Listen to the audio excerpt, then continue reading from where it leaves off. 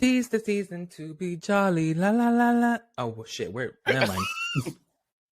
As I'm trying to do a trigger warning, a caution, and you are singing Christmas carols, proceed with caution, Mariah Carey.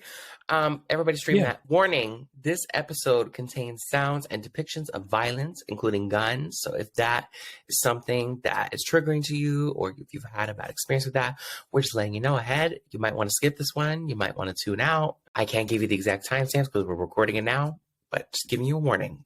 Hi, my name is Ari. And my name is Dante. And this is PenPop. How are you today?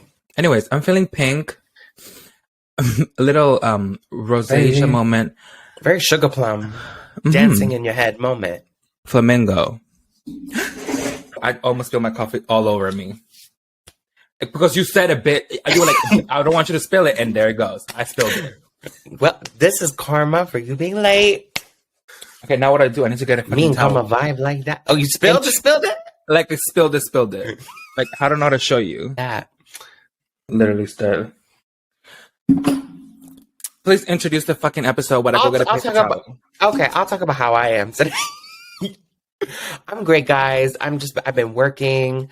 We decorated behind already. Just gearing up for the holidays, trying to get as much work done as I can. I went to the dentist.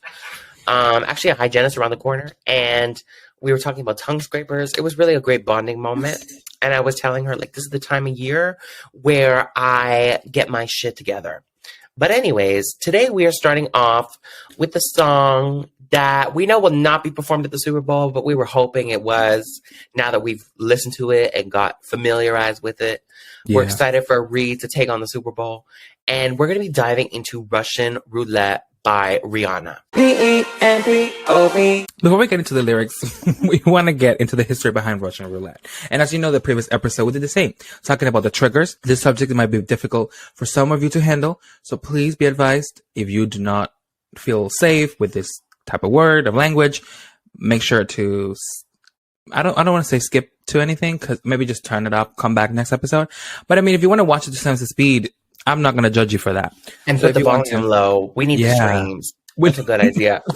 Thank you. So just like keep it like very low and like 2 times. It's very sensitive. I'm so sorry, but it's okay. You can come back next time. Okay. Next week. But anyways, yeah. Today we want to talk about the controversy, the music video, our personal anecdotes. Do you remember anything specifically about Russian Roulette? So I've never listened to Mothers, prior to this episode, knowing aware that we're going to do this episode. Okay. I have never listened to her. I know judging is, you can judge me all you want. That's okay. He knows the hits. He knows the hits. No, I mean, I know all the albums. I know all the songs. Nonetheless, I never got into this one. It's a deep cut. I mean, despite being a single, it was the lead single. I know it's the lead, but it's just, it didn't.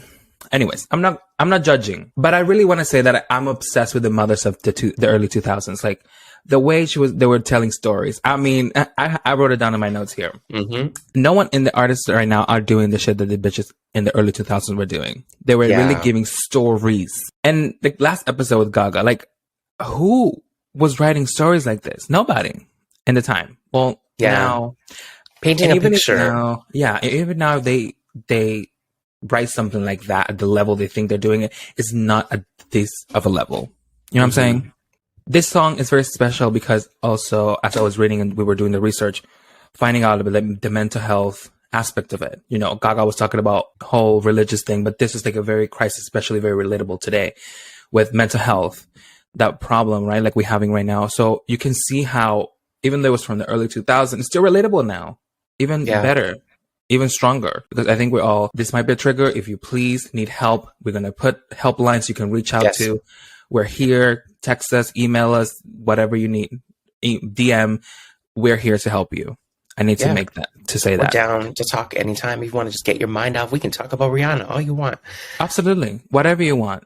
Listen, we're pop culture connoisseurs. So anything related to you just text, DM us, do whatever. We love it. I really agree with your point. Like people don't. Yes, I think songwriting is still very strong. Like we have people like Taylor and SZA where they tell a story in their songs. But I feel like the art of a music video where you paint a story like Gaga, like Rihanna, like Katie, where you're stepping into a world, you're stepping into a character. I feel like that is right. I feel like right now we're in this like we're at this point where music videos aren't necessarily like the most important thing anymore. So everybody's kind of just doing whatever, or obviously we have people like Beyonce, but even we don't even have the visuals to Renaissance yet. So Exactly. we can see that there's not an emphasis on that anymore. And I don't think people are creating worlds like those 2000s people did. Do you think? Yeah. Why are we not getting music videos anymore? No, not necessarily related to Beyonce. More like everyone in general. I think it's a couple different things. I think it's like we have TikTok now, so it's like we already have the video in that sense. We have people dancing. It's more raw, it's more vulnerable, it's more authentic. I also think the budget is just gone. What I've noticed and what we always talk about is when we watch a new music video, we're like, okay, we're really excited to see this, and then we're always very disappointed because it's mostly green screens. And like if you go back to, I would say like early 2090s, like I love when they used to actually build the sets because they didn't have the technology to create everything. I think it's great with the technology now, but I think sometimes you lose the essence of the music video and it looks more like a video game. It looks cheap, but I understand that now everything's inflated. Like wood costs so much now. So to build a set, it's a lot of money. Maybe, but I feel like also, I think we don't have the attention span maybe as well. That too. Watch a whole video. No, like I feel like we're not getting this profound of even with the lyrics, we're not getting this profound of a meaning. It's all about like sex, makeup, breakup, and divorce, and all these things that yes, maybe they're important to talk about, but real issues that we're all facing. Bankruptcy. How about somebody filing for bankruptcy? I've never heard a song about nobody filing for bankruptcy, and I know a lot of bitches that do. Ooh. How about we just be real? And nobody's willing to get real. Everybody's like, oh, I got the fame, I got the money, I got the bitches. No, you don't, babes. Because you go home and you're depressed as hell. And that's what Rihanna was talking about here. Yeah, and that's why people like SZA and Taylor, they stand out because they talk about those very specific memories or those like different stories or different point of views. But I think every decade has like you have your commercial music that's kind of meaningless and you have your really deep art. I agree. Like that's especially now with TikTok, like the labels are really pushing for that quick hit. So quick hit. That's why. But there will always be those artists that are above everybody. Back to Rihanna. Sorry. What do you remember? I grew up with her. I know the hits. I didn't get into the deep cuts until like 2012, 2013 because I was still too young to know anything outside of the singles, and I didn't think to ask my parents to buy her CDs. Like I don't know. I was in a weird phase, but like everything was about iPod, iTunes, but I still like didn't want to pay like $1 for every song. So like I kind of just like listened to the radio and whatever CDs we had. But once I finally did my deep dive, I got into some rated R deep cuts like Te Amo, Rockstar, Madhouse, and the singles like Hard, Rude Boy, etc. But I didn't even know Russian Roulette was the lead single. I didn't know much about it because I never really took a deep listen. I didn't look at the rollout, whatever. Rude Boy kind of became the definitive hit off this album, I think. So I was surprised at the stark difference between this album. It's so dark from personal trauma and healing. But I just love when Rihanna taps into that traditional edgy rock aesthetic with her twist on it. The editorial fashion from this era is everything. So we need to get into the history, but go look at like all the Italian magazines she did this year. Really amazing, like editorial shots. Amazing. By the way, I really loved when we were doing the research. She said it's not an angry album, it's a meaningful album. And I really like that because she's saying I'm not, she was saying before she was doing more upbeat songs and more, what they wanted her to say. But this thing she's saying, no, it's not about just being angry or being, doing that hit. It's like I'm talking my shit. I'm talking real stuff. And that's it goes she right could have gave us Good Girl Gone Bad again, but what I love is that she took that risk, and we're going to talk about this later, to drop this as the lead single. But let's get into the history. Russian Roulette was the record for Rihanna's fourth studio album, rated R, 2009. Did Rihanna survive the fourth album curse? That's another episode we need to discuss because I've got some things to get off my chest. On October 14, 2009, a metallic R, along with a message saying, "The wait is over," was placed on Rihanna's official website with a countdown. The song premiered on the radio on October 20th, 2009, and served as the lead single from the October 26, 2009 by the Def Jam recordings. The song was written and produced by Neo and Chuck Harmony. Russian Roulette is a pop and R&B ballad that contains a dark composition. The single is about the abusive romantic relationship that ended abruptly. The song music video was shot by director Anthony Mandler and a frequent collaborator of Rihanna. Music critics really praised the song for Rhee's vocal performance and lyrical content. Many noted that the theme of the song could be potentially about her domestic dispute with he who must not be named. In an interview with MTV News, Harmony said that no matter what song Rihanna released as a lead single from the album, it would be looked as a song about him. So, like, if she released Rude Boy, they would probably draw comparison to him. If she released Russian Roulette, Hard, whatever. Two critics that we would like to point out are Pitchfork Media Ryan Damble concluded that the single is a bad Celine Dion song. They're so wrong for that. Sorry, I forgot I wrote this. It's a bad Celine Dion song, but with barrel turning or revolver noises that actually sound like a can of spray paint being shook up. Pitchfork is just so harsh all the time. Damn. Also, Chris Richard of the Washington Post wrote that the song has a plotting beat and a forgettable hook, with additionally criticizing the ending of the song with the sound of a gunshot. According to him, that's an attempt to salvage its wasted potential. I agreed with that one because she has a gun sound go off at the end of the music video, but not the song. But I don't think the hook is forgettable because it's a very unique arrangement. Russian Roulette sold 132,000 copies in the first week, number 9 in the Hot 100s, and number 1 on the Hot Dance Club chart. It became Rihanna's 12th top 10 single on the chart and made her the female artist of the 2000s decade, with the second most top 10 song, only behind Beyonce. It was certified 2 times platinum by Recording Industry Associates America, RIAA, donating the sales of over 2 million digital copies in the US alone. It also peaked at number 9 on the Canadian Hot 100, number 9 on the New Zealand chart, number 7 on the ARIA Australia chart, number 2 on the UK singles chart, number 1 on the UK R&B chart. It was also number 1 in Norway, Slovakia, and Switzerland, as well as the top 5 in Austria, Belgium, Finland, France, Germany, Hungary, Ireland, Scotland, and Sweden, and the top 10 in Denmark, Italy, and Spain. Another tidbit of information that we found that it was actually legendary, in my opinion, I know you do too, is that George Michael performed the cover of Russian Roulette during the Symphonica tour in 2011 to 2012, which is sickening. Legends on legends. Okay, so now that we got into the history, we will be back after this short message. Hey guys, we're stopping our very own podcast from our own fake ad until we get sponsorships, okay? We love manifesting. Make sure to follow us on whatever social media you're on at PenPop Podcast for new episodes, because why would you miss them? You can also message us your thoughts for future episodes, or just talk about music, anything in general. And again, relating back to this episode, any concerns you might have regarding anything. You can reach us at Dante X Tito and R Dominguez Official. And if you like what you're hearing so far, don't forget to leave us a rating or review from wherever you're listening to this podcast. And now, back to PenPop. I'm in my pen. It's time to get your pens out. Let's start with our first thoughts on what Rihanna said. Take a breath. Take a breath. Take a deep. Okay, it's like something's happening. We gotta take a breath. Breathing, yeah. Take a breath. Also, breathing and mindfulness exactly. It's relaxation. Is like, okay, tune into what I'm gonna say to you right now. She's saying, listen, take a breath, calm down, be aware of the moment. Take in what I'm saying really deep. But even like for herself, like, I got to take a breath before I get into this because I'm nervous. Yeah. Or us, the listeners. Yeah. Calm yourself, he says to me. Calm yourself. So it's like kind of like saying, girl, sit down. Maybe because she's holding the gun already. And he's like, whoa, like, calm down, put the gun down. Or he says to her all the time, calm down, you're so dramatic, you're so over, like, I'm not cheating, or, I'm not doing anything, calm down. Right. Like, calm down, you're overthinking it. Yeah, you're overthinking her. Gaslighting, there we go. If you play, you play for keeps. So basically saying, you want to play this game, be able to back it up. You want to fuck around? I got a gun. Exactly. I'm strapped. I'm ready to go. Yeah.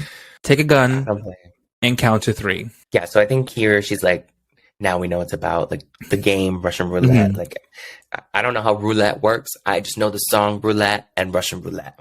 But I'm pretty sure it's like a casino game. There's the roulette wheel. I'm pretty sure. And I think you like, I don't know if it's like it's the losing number or the winning number, but it's like if they don't get the number right, then they have to like kill themselves or something, or you have to shoot the gun or whatever. No, it's like they do the little thingies on the holes, right? They clap it back in. And whatever, and you have to point it to your head. I know, we should not. Oh, right, yeah. You're betting like whether it's the one with the bullet or not. That's right. The roulette. But the other roulette that you play in the casinos, I think that's just, if you get the number, you win. No, isn't like the one like the ball? Yeah, you bet on a number, and if the ball lands on the number, you win. Yeah. Okay. So take the gun and count to 3. So count to 3. Be like, one, 2, 3. And you see what happens on 3. I'm sweating now. I'm moving slow. Because it's nerve-wracking when you're holding a gun. You're sweating. My palms are already sweaty. And we're not even holding it. We're doing a podcast. Yeah. It's very much dark lyrics, but the double entendre again. Mm-hmm. Important, meaningful. Like this reaction we're having, people don't talk enough about suicide, and we need to be aware of it. As someone who is in a mental health course, so you were gonna say mental health crisis. I was gonna be like, me too. No, but that as well. Yeah. Well, we all have crisis, but whatever. It's like mental health should be taught like to be like CPR. It should be like something we should all be identifying, like queuing for those triggers for suicide and stuff like that. So her saying, count to 3, take the gun, count to 3. I'm sweating now. I'm moving slow. It's like, I don't want to do this, but you're making me like I don't want to do it. I'm shaking inside. I'm hesitating about it. Could we also say like counting to 3, moving slow? That could be also seen as like a grounding technique. Also, yeah, it could be, but 3, third time's the charm. Right. So like I'm leading up to it. This is my third. I don't know. Okay. Count to 3. Just like I'm gonna try again. Okay. Yeah, could be and third time. You can see my heart beating. You can see it through my chest and terrified, but I'm not. Yeah. Anyways, sorry. So it's really good, like world building, very like building up the momentum of what's happening. Like it's like you're reading like one of those like Hunger Games or Divergent books, and they're talking about like Katniss is about to shoot the arrow. It's like, how does she feel? She's sweating. She's nervous. She's focusing on the target. But I like how she, like, when she says, like, and you could see my heart, like, she delays it. Whereas, like, you know what I mean? Like, even, like, you would think this is, like, a high situation where things are moving very fast. But for her, it's, like, in slow motion. And the song, the sound of it, it's very slow. It's and in the video, it's demure. In the video, it's actually, everything is actually very slow. Yeah. And do you think, is it maybe that the thing to everything while that's happening? I mean, I've never been in a situation, but maybe everything moves slow. It's like kind of like, yeah. When you hear someone talk about a traumatic experience, they're talking about everything stopped and I saw my life flash before my eyes. Exactly. So this is why it relates back to that. You're right. You can see my heart that stopped there beating. Also part like that fast moment, like beating. Anyways. Yeah. You can see it through my chest. I feel like that's like also her saying, I love you. Could be back to this guy whom we don't speak of. She's saying, I loved you. I love you very much. Because, you know, when movies, when you like the heartbeat, you show, you know, the characters, like the heart jumps out. Kind of saying like, I'm really in love. I really show you that kind of cookie cutter love, but we're not going to work, is it? Or even like, it reminds me of that phrase where it's like, you wear your heart on your sleeve. Like, she's very empathetic, but, you know, now it's getting messy. But yes, she stays. Because she said, I'm terrified, but I'm not leaving. And that's the thing about abuse, you know. Ooh. Some people stay because it's that, you know, they might feel they love that person. They really, you know, feel that connection with that person, but they're unable to move on from that situation. So I'm terrified. I'm literally risking my life every day, but I'm not leaving. Maybe something we can work through. Okay, in this case, it was not. Then she goes, I know that I must pass this test. Yes. What do you think she mean by that? I think it's multiple things. I think it's like the Russian roulette test, because like the test of, is there a bullet in here or not? So we got to pass that test because we got to live. True. And then maybe the test of the relationship. The relationship is being tested. But this fight, this discussion, this, I don't know, abuse in a way, or all the drama, discord. Like, are we going to continue or are we going to leave? Exactly. So we must pass this test. What are we going to do? Okay. So just pull the trigger. Trigger, trigger, trigger. Do you see how she does it 3 times? Like in Umbrella. Ella, Ella,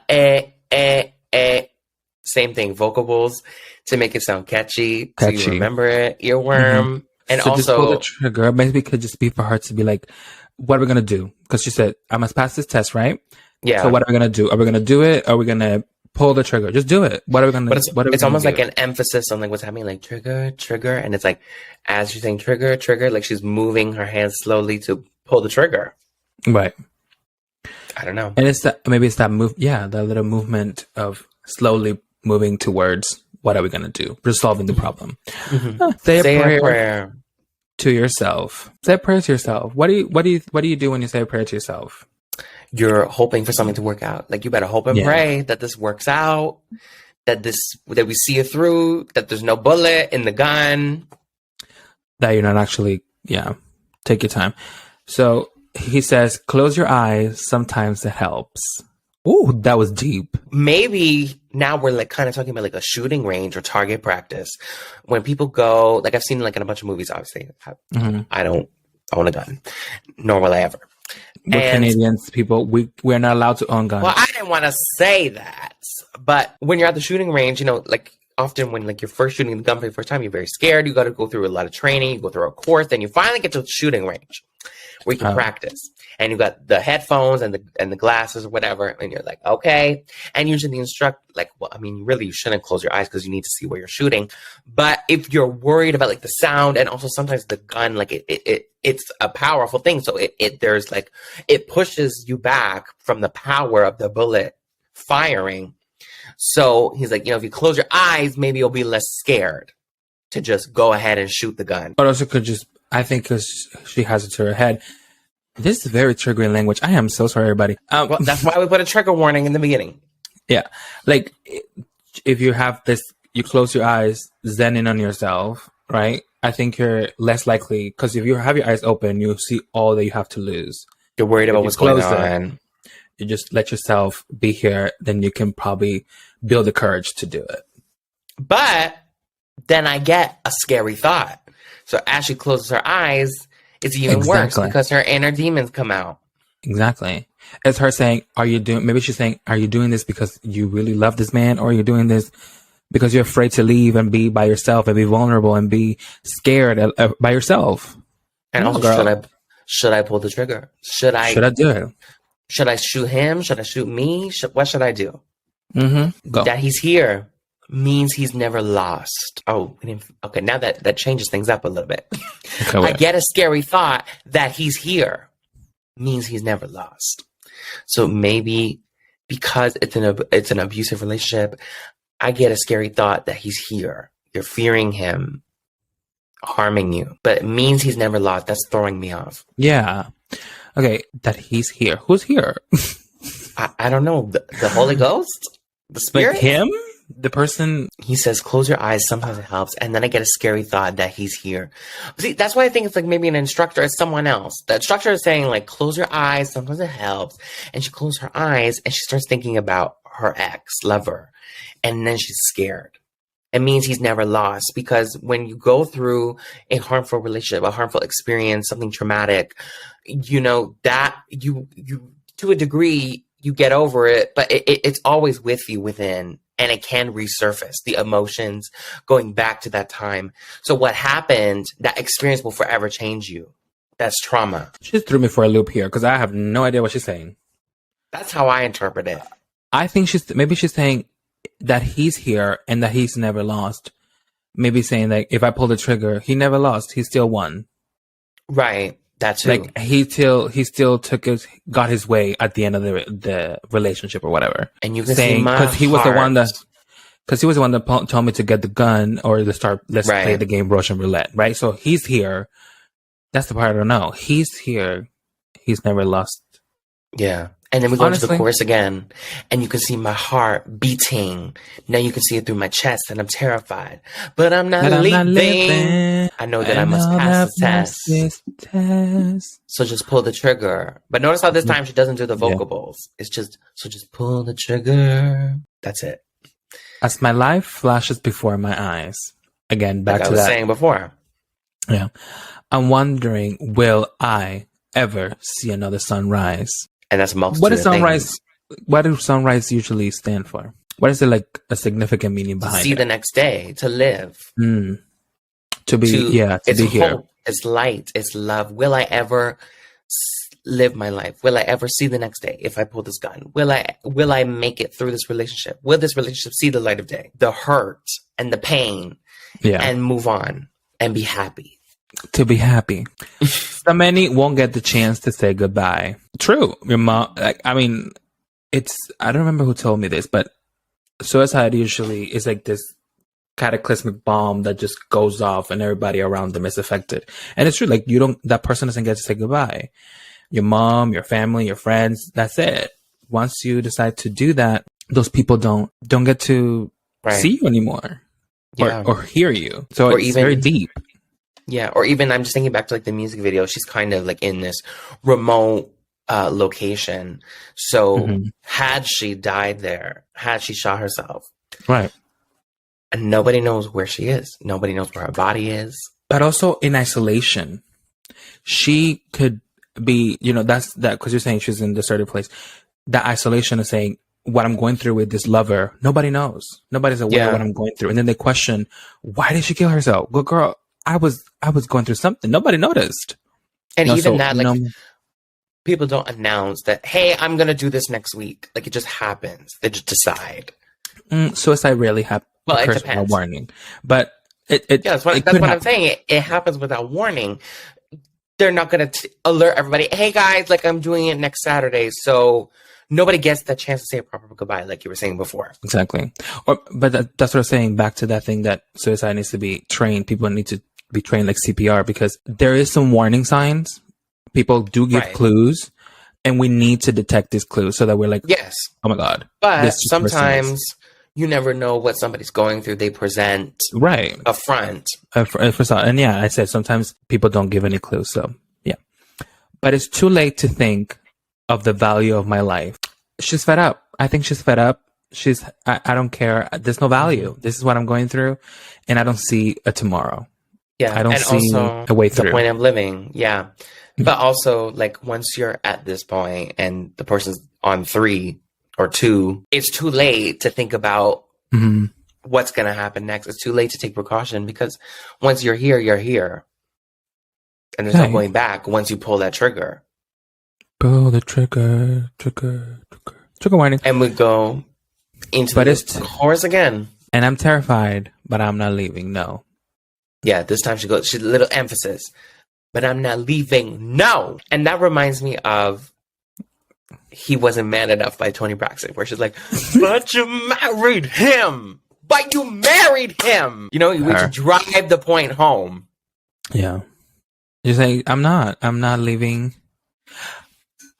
Could she also be saying that I'm not leaving, I'm not going to die? Her saying like, I am not going to kill myself. If you want to do it, you're going to have to do it. You're going to have to pull the trigger. You're going to go down. I'm going to rise up. Exactly. You're going to have to tear me down. Lift me up. Yeah. Exactly. You see, the way she thinks. The full circle moment of Russian roulette to lift me up. Mm-hmm. Yeah. Right. And then we end with, so just pull the trigger. And everybody expects a shot. And that's why I get what the critics were saying before. But if she did it, it would be too predictable. It would be too cliche. But we're missing the point. She's not the one pulling the trigger. It's him. I thought Russian roulette, you hold it yourself. Well, it could be the person themselves, but it could be the other person. She's saying, because remember, she's saying, but I'm terrified, I'm not leaving. Right. You want to end this? You're going to have to do it. So do it. So there's no gunshot because she didn't do it. But with that context, when she says, I know I must pass the test, maybe she's saying like she's in a situation where he's got the gun and she's like, I need to pass the test of manipulating him for me to get an exit so I don't die. So I can see the next day. And then back to that, but it's too late to think of the value of my life. Meaning, I can't think about it right now. This is the situation I'm in. I can't even fathom getting out of this moment. Yeah, you're just survival, fight or flight mode is on. But back to the trigger. What's interesting is we do a lot of research before this. So we watch performances and both interviews.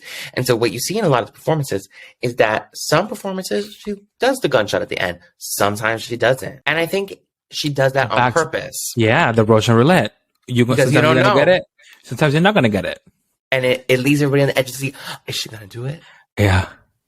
No. And that's sick. Listen. It's Who like is doing teasing. this? It's like teasing. Exactly. But I was gonna say during this performance, I noticed her voice was very much deep. Which one? Like all of it. performance Yeah. of Russian Roulette. Yeah, she was using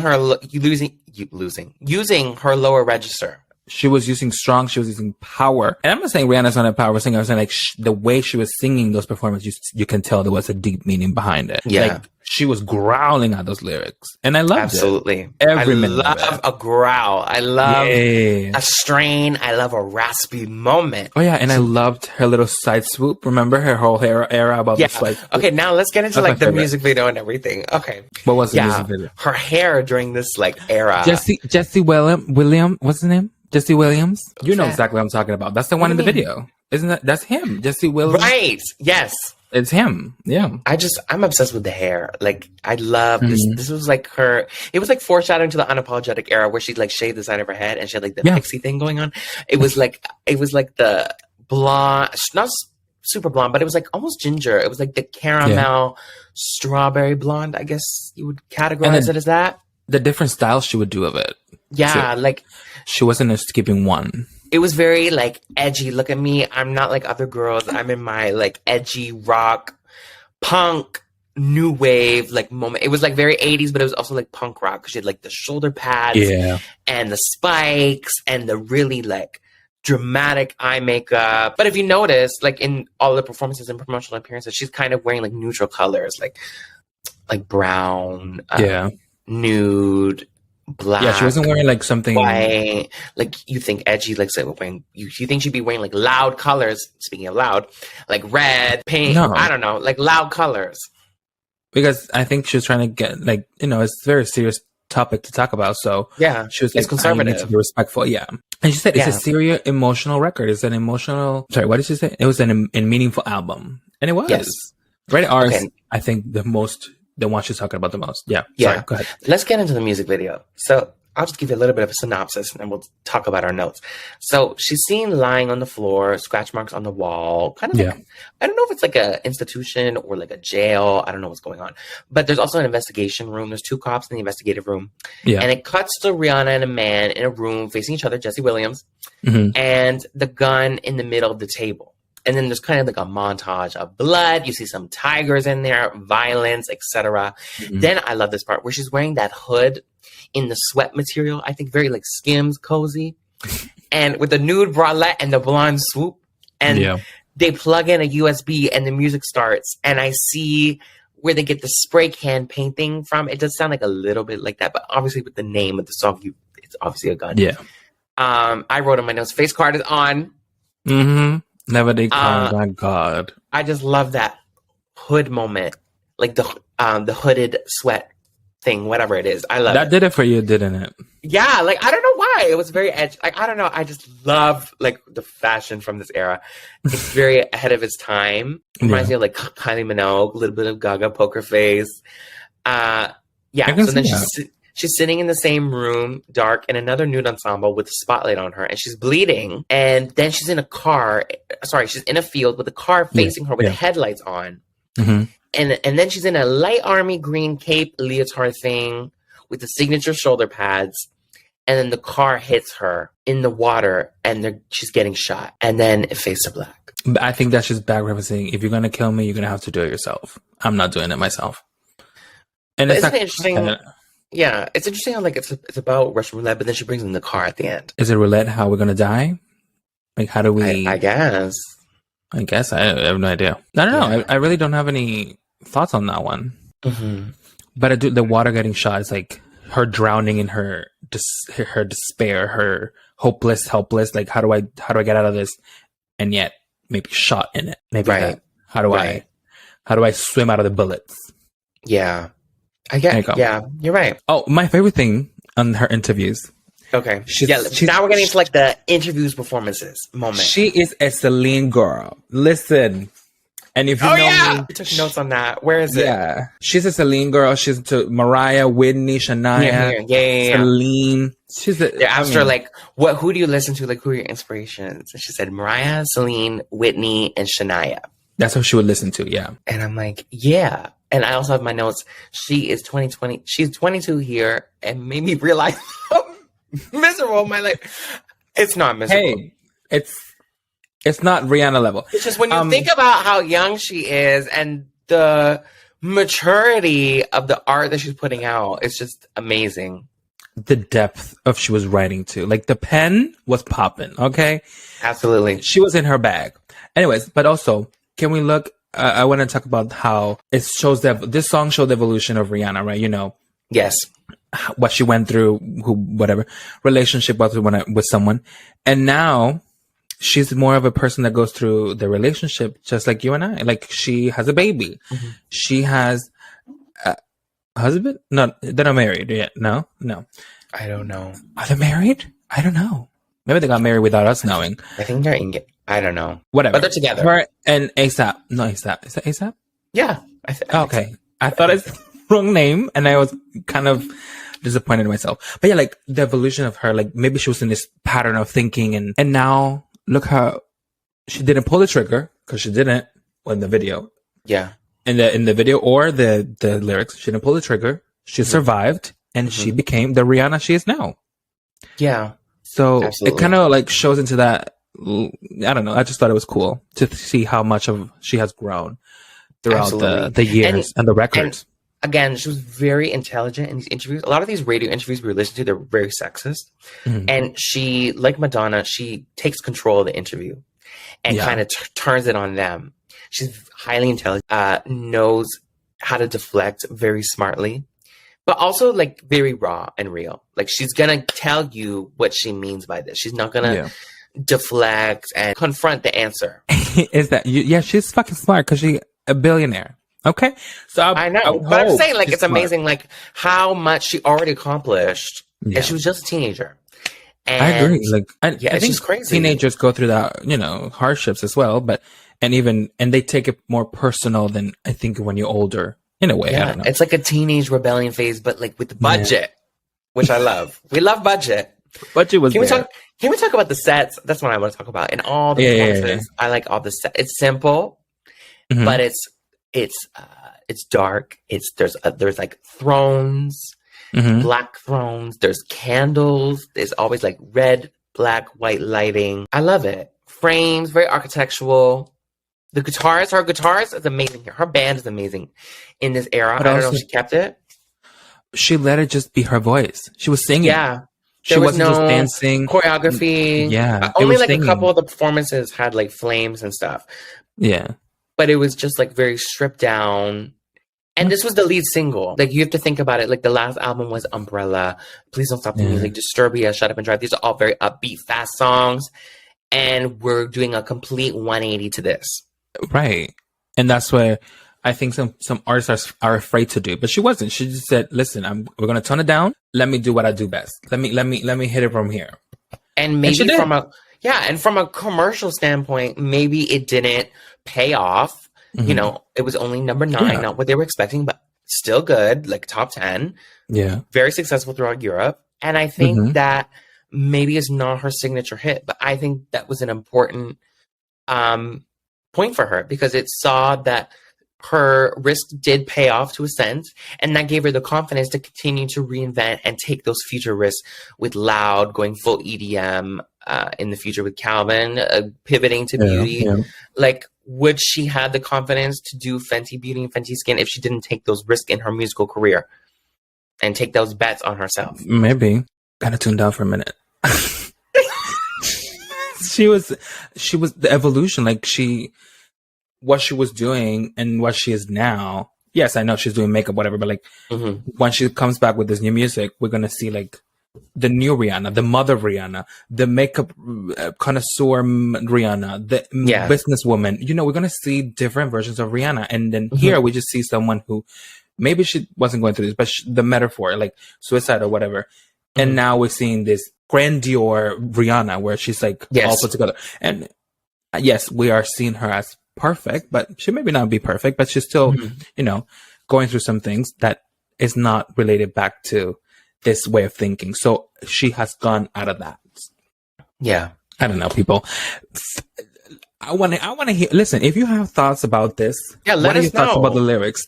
Let us know. Like, really, like, we want to talk about what are they trying to say to us? What are they trying to get behind the lyrics? Also, I want to say, I love that even though it was a risk, like I know the label probably wasn't thrilled about it, they still pulled out all the stops. She was still on every show promoting. Yeah. They did an album launch party. Remember those?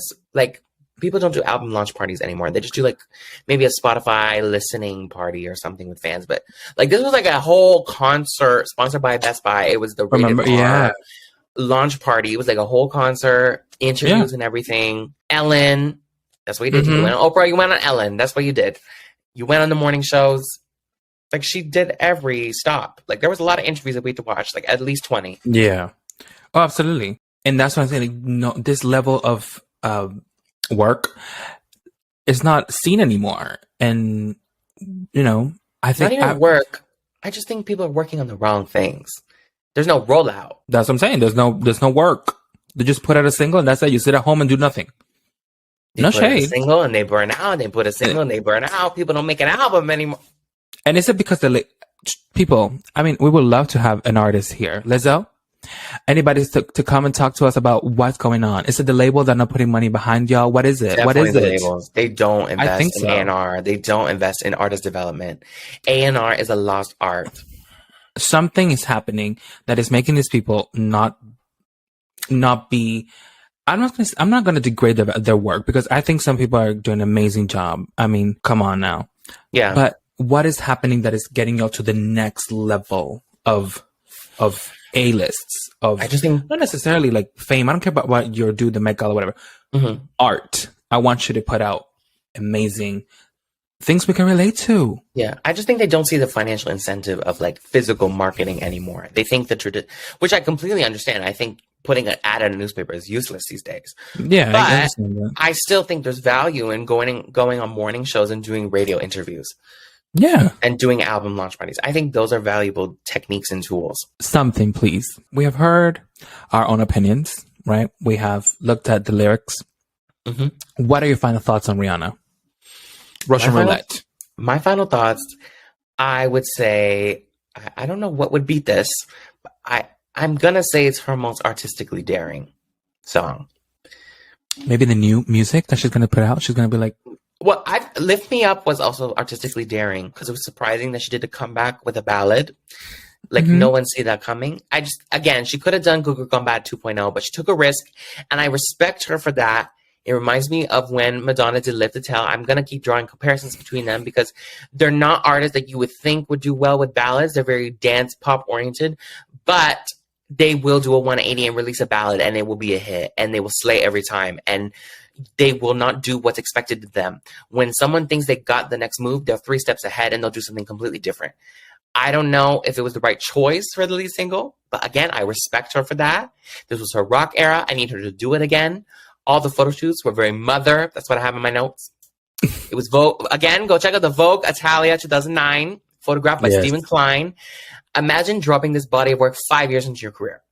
At 22. She said, let me take my neck off of the dance pop scene and let me go into this. And then 6 months later, I'm going to come back and I'm going to hog the charts again. And you're not going to hear from me with Loud. You're going to be sick of me. Rated R it was a necessary step in Rihanna's legacy, whether it was her most commercially successful or not. I don't think Loud or Talk That Talk would have been as impactful than with the 180 of Rated R. If she just did like Go Go Go Bad, Loud, Talk That Talk, I think people would have been saturated. It's kind of like she needed to pivot. So then people would miss that other side of Rihanna. Like, you know what I mean? Like she's, like you said, she's giving different facets of Rihanna. And so when she senses that, or even she's bored, she always says like, I get bored quickly. Or when she senses that people are getting bored with this type of Rihanna, that one takes a step back and we're going to put up this Rihanna. And so people are always interested in her through this. And I think the album was a cathartic process for her. And you can see that in the lyrics of each song. And I'm glad that she healed internally to move on and keep giving us pop culture moments to become the legend that she is today. People don't do rollouts anymore. Website countdowns, radio premieres, interviews, CD signings, album launch parties, going on shows like The X Factor. Rihanna is the hit maker of our generation. Oh, that was all that. Okay. Can you see my whole A lot of points. I think this song was outside the box, and although not that many people, well, maybe people know it, but I didn't really know it. I think we're aware of it. We knew she was there, but we don't really know it. And again, I don't think people were ready to listen to that level of awareness yet. It was the early 2000s, so I don't think people were really there to listen to that. We were bubbling up. But the meaning and story itself, this was worth knowing, getting to know her pen. As someone who is very much into lyrics and meaning, I love that shit. This song had a meaning that is very relevant to today's society and impacted people that as much as it does now, right? I mostly think the reason why this song was so controversial was due to her ability to talk about a matter that all the time many people did not care for exactly. They still were able to pull the trigger on this record, right? They pulled the trigger on this record. They took a chance. I'm not going to say they took a chance, and it worked okay. And unfortunately, it was not as successful as others, but it was still important to talk about. And I think the label, maybe they did like it. They were like, okay, I think something we can talk about, something we can get behind. Moral of the story, we need to start listening to this beautiful artist who were giving us tremendous stories and not let their experience overshadow the metaphor intended by the artist. So yeah, I think the song is still very much relevant today. And I want people to take perhaps, don't take it literal. Don't pull the trigger. Oh. Maybe read into what she's trying to say and see how Rihanna has survived it. And you can too. Okay? Yeah. The most rewarding thing from this podcast is I look at songs differently now because I actually read the lyrics. Sometimes you just sing along and whatever. Exactly. But what I like about that comes with age, right? Like you're able to read into experience. The experiences and what you're going through. And when you were young, you're just singing and bopping and dancing and you don't care. I mean, I know I didn't. I just sang. I was like, come on, rude boy. And I'm like, he's a rude boy. I don't know what she's talking about. Exactly. Giddy up. I mean, I'm like, okay. It's like my rocking horse. Exactly. So, yeah. Anyways, thank you guys for listening. Yes. And we'll see you next time. 1, 2, 3. On PenPop.